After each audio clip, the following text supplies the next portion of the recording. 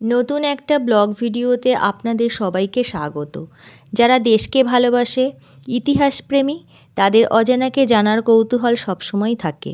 আজ তেমনই এক ঐতিহাসিক যুদ্ধের সাক্ষী, যুদ্ধ বিমানকে সামনে থেকে ছুঁয়ে দেখার প্রবল ইচ্ছা নিয়ে চলে এসেছিলাম কলকাতার নিউটাউন থানা সংলগ্ন এয়ারক্রাফট মিউজিয়ামে।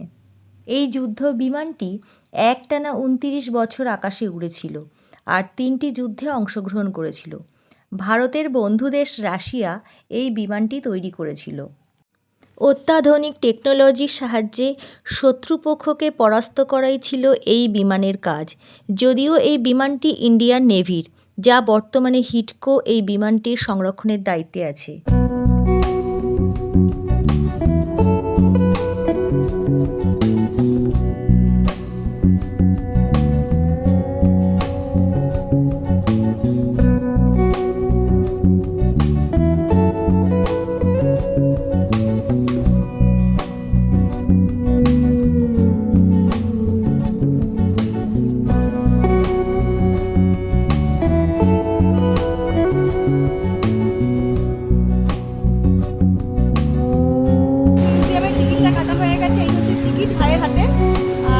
গাইস ৬০ টাকার টিকিট কেটে এবার ঢুকে পড়বো।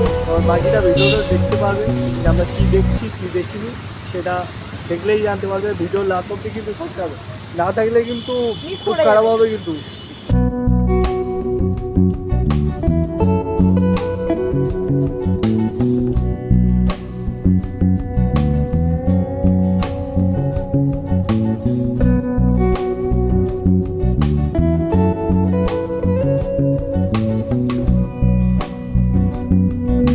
টিকিট কাটা হয়ে গেছে। টিকিট কেটে আমরা এখন এয়ারক্রাফট মিউজিয়ামের ভিতরে ঢুকেছি। আমার এই পিছনটায় আছে সেই ঐতিহাসিক যুদ্ধ, কারগিলের সময় অংশগ্রহণ করা সেই যুদ্ধ বিমান। আজকে আমরা এটাই দেখতে এসেছি।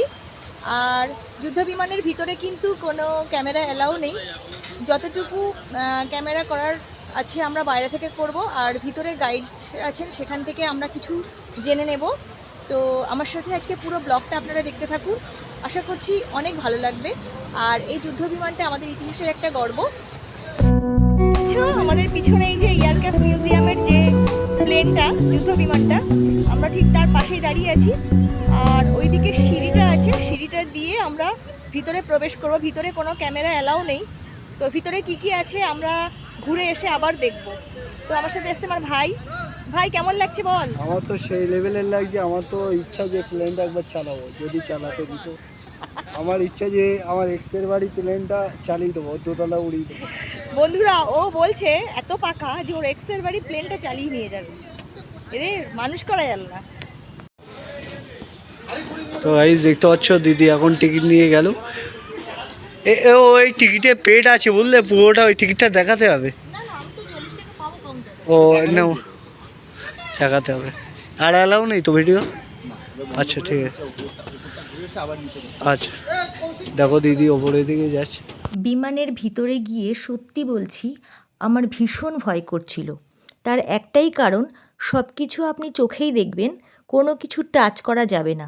কেননা বিমানের ভিতরে প্রবেশ করার সাথে সাথেই গাইডরা আপনাকে সেটা অ্যালার্ট করে দেবেন। বিমানটির ভিতরে বড় বড় বম, মিসাইল, ফুয়েল কি না নেই, যার সব কিছু নাম আমাদের পক্ষে জানা সম্ভব নয়।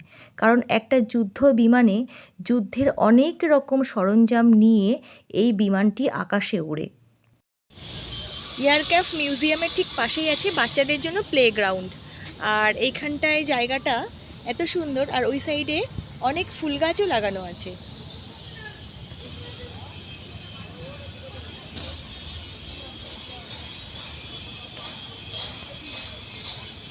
তুই কি চড়বি নাকি? তুই কি বাচ্চারা এই সমস্ত রাইডসগুলো চড়বি?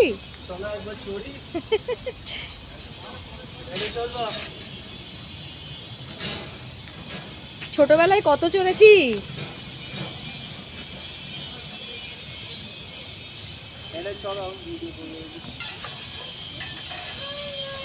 ওটা দোল খেলে ওইভাবে।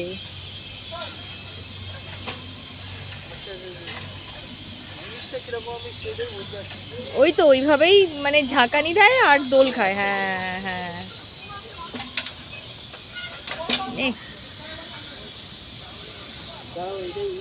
ছোট এয়ারপ্লেন,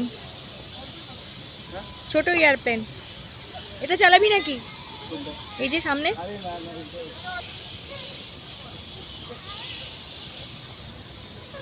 ছোট ভাই, তার কাণ্ড দেখুন,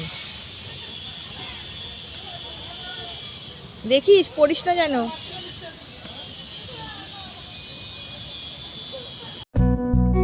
এই যে মিউজিয়ামে এসেছিলাম আর এই যে প্লেনটা, এই প্লেনটা আমাদের আজকে দেখা হয়ে গেছে। তো এটা সম্পর্কে সত্যি আমরা কিছু জানতাম না, তো ভিতরে গাইড আছে, তার কাছ থেকে কিছু কথা জেনে নিয়েছি, সেটাই আপনাদের সাথে শেয়ার করছি। আর আমি ভুলে যাই বলে সেই জন্য আমি মোবাইলে লিখে লিখেও নিয়ে এসেছি। তো উনি ভিতরে সবাইকে গাইড করে দিচ্ছেন। তো এই প্লেনটা 3টে যুদ্ধে অংশগ্রহণ করেছিল। প্রথম ওয়ার হয়েছিল 88-এ ক্যাকটাস, 99-এ কার্গিল, আর 2001-এ লাস্ট যুদ্ধ হয়েছিল কেকেপি। আর এই প্লেনটা প্রায় 16 ঘন্টা 45 মিনিট উঠতে পারে, 87 টন ফুয়েল নিয়ে। আর এটা হচ্ছে 53 মিটার লম্বা, চওড়া 50 মিটার, আর এটা মাটি থেকে হাইট আছে 12 মিটার। এটাই জানার ছিল। আর সব থেকে মানে মেন যেটা, এই যুদ্ধ বিমানটা নেভির কেন, এটা একটা বড় কোশ্চেন সবার কাছে। তো সেটা সম্পর্কেও জানলাম, সেটা সম্পর্কে জেনে বুঝলাম যে এই যুদ্ধ বিমানটার মেন কাজ ছিল সাবমেরিনকে ধ্বংস করা। একটা ভাইব্রেটের মাধ্যমে জলের ভিতরে যে সাবমেরিনগুলো লুকিয়ে থাকতো সেগুলোকে খুঁজে বার করে মিসাইল দিয়ে ধ্বংস করাই ছিল এই বিমানের মেন কাজ। আর এটা ছিল তামিলনাড়ুতে, সেখান থেকে এটাকে পার্ট পার্ট করে নিয়ে আসা হয়েছে, নিয়ে এসে এখানে সেটিং করানো হয়েছে। তো আজ ভিডিওটা এই পর্যন্তই আছে। আর যদি আমাদের চ্যানেলটা আপনি নতুন হয়ে থাকেন তো তাদেরকে বলবো প্লিজ সাবস্ক্রাইব করে আমাদের পাশে থাকুন, আর পাশে থাকা বেল বাটনটি অবশ্যই প্রেস করে থাকবেন। আর যদি আমাদের ভিডিওটা ভালো লেগে থাকে অবশ্যই লাইক, কমেন্ট, শেয়ার এবং সাবস্ক্রাইব করতে ভুলবেন না।